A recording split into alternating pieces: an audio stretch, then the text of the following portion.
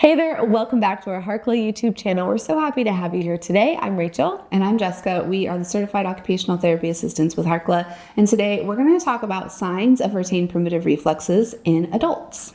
You already know we love primitive reflexes, and we so often hear stories, we talk with other adults, and we hear about other adults who have been impacted by retained primitive reflexes, whether the reflexes just didn't go away in infancy like they should have or like they typically do, or they've been brought back out of hibernation due to a traumatic event. Now, we have a full digital course that teaches you how to test for and how to integrate retained primitive reflexes in children. And we often get the question, does this also work for adults? So that's what we're going to talk about today. We're going to talk about some signs or some symptoms that might mean there are some retained primitive reflexes for you, the adult. Mm-hmm. And then we're going to give you a couple of ideas of things that you can do to potentially help. Before we jump in quite yet, I just want to share a quick little side story. It was a podcast interview that we did from a mom who has 5 kids, and she was going through the reflex integration program with her kiddos, all 4 of them, because the 5th one was too young, and she was also doing the primitive reflexes herself. She was doing the activities herself with the kids. You know, that's something that we recommend often. And she was sharing with us some really amazing and interesting changes that she had reported. I'm going to let that marinate for a minute, and I'm going to direct you to go listen to that podcast episode so you can hear the full juicy details. But just make sure, we'll link that in the description for you to listen and enjoy. So the reason for that story is to just share that everything we talk about in our course, everything that we talk about when it comes to children, all of those activities and exercises can be modified and adapted to also help adults who are struggling in this area. It's not just for kids. There's no time that's too late to integrate reflexes. Yes. That's what we want to remind you of. Yes, it's never too late to work on those retained primitive reflexes if they are causing you challenges with your everyday life, and that's what we're going to talk about next.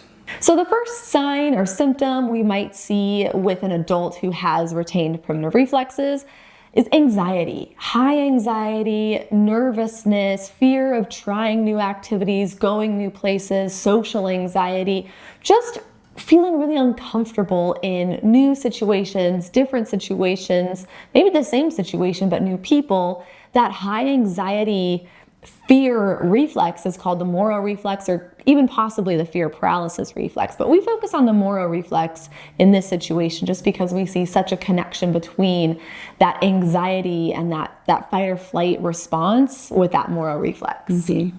The next sign or symptom that could indicate that you have retained primitive reflexes is you struggle to tolerate different types of movement. So maybe you get car sick on a regular basis. Maybe if you try to do a fun game with your kids that involves rolling or somersaulting or swinging, and you get really dizzy and it makes you feel sick, makes you just feel so overwhelmed because it was too much movement, even though it was just a little bit. Those could be signs that your vestibular system is not working properly, and that's going to be related to other retained primitive reflexes that might be stuck in your body and holding you back from being able to process and modulate different types of input. The last one we're going to cover today, and definitely this is not an exhaustive list, but the last one we're going to cover today that we hear about very often is the inability to sit still, the inability to focus, the inability to stay seated during a work task without maybe compromising your posture or sitting in a different compensatory position.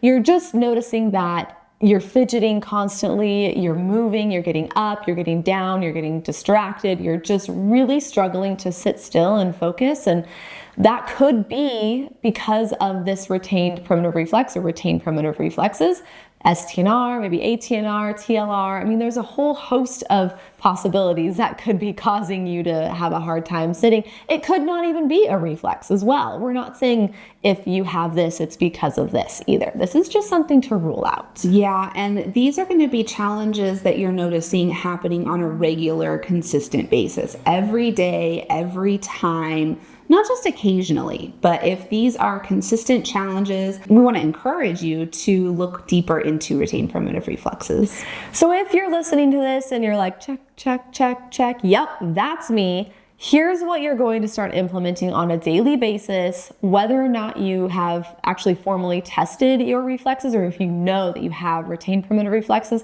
These activities, they're not going to hurt you. They're not going to cause you any harm.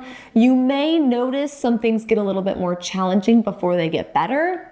We call that regression before progression, but they're not going to be detrimental to you. This isn't a formal reflex integration program. These are just some things that you can implement into your daily routine to help organize your nervous system and try to get it out of that state of fight or flight.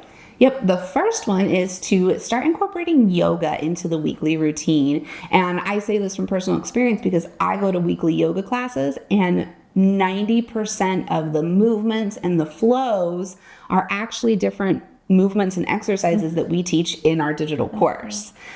Because these specific movement patterns, these specific flows target primitive reflexes and target developmental movement patterns.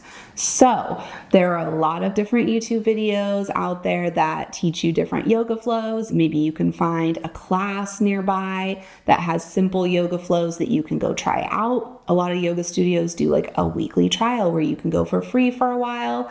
We also have a YouTube video that is specifically yoga for primitive reflexes, and we'll link that in the description so you can also try that one that is really targeted to primitive reflexes. But highly encourage you to look into a yoga routine and try it and see if you notice anything after doing it consistently for a couple of weeks. And we do include the full yoga primitive reflex video in our digital course that Jessica mentioned earlier. We just kind of cut a snippet to give you a little test run of what it feels like and what it looks like for our YouTube video. So just know that the whole variation of the yoga video is in the course. Yes. Number 2. Crawling every day. You know that we're obsessed with crawling. If you don't know, welcome. We're obsessed with crawling.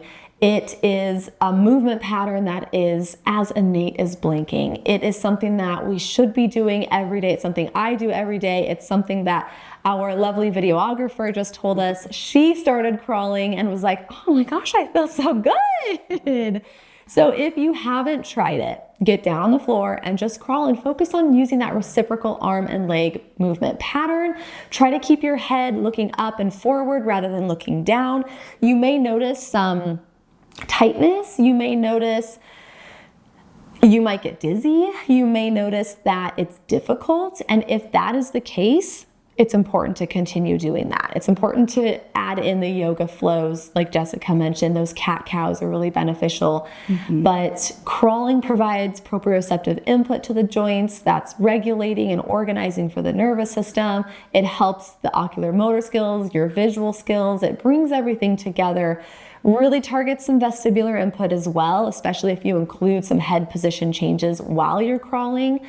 So there's no length of time that we're going to say crawl for 5 minutes every day. It's like, just get down and crawl when you think about it. Crawl with your kids when you're playing on the floor. Have them crawl. Have them ride on your back if they're little. Just get down and crawl, and it will make a world of difference, not only for your primitive reflexes, but just for your overall organization of behavior. Yeah.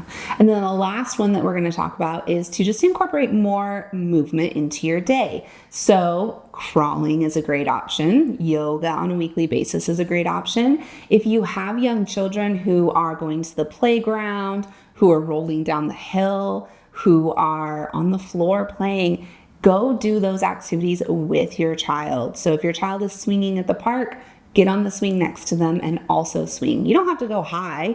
You can start out really slow, especially if the movement makes you uncomfortable, but start incorporating those different movements into your day, because the more consistently you can do those movement activities, the more likely that your body is going to be able to start understanding how to process that input.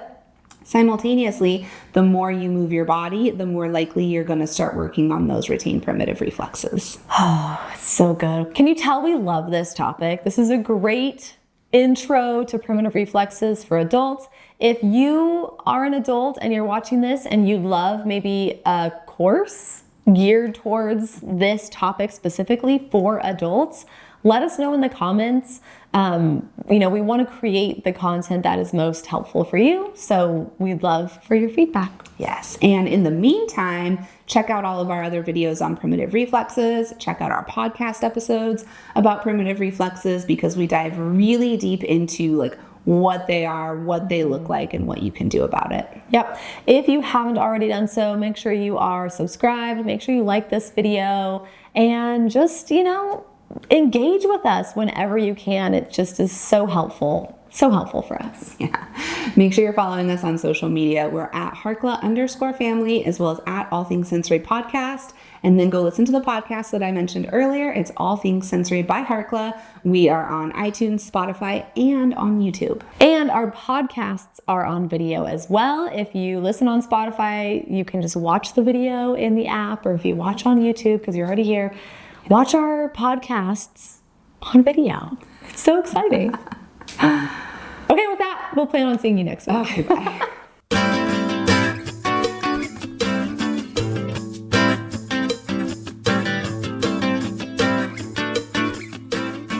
You did close it out. I was like, here we go. I'm really? So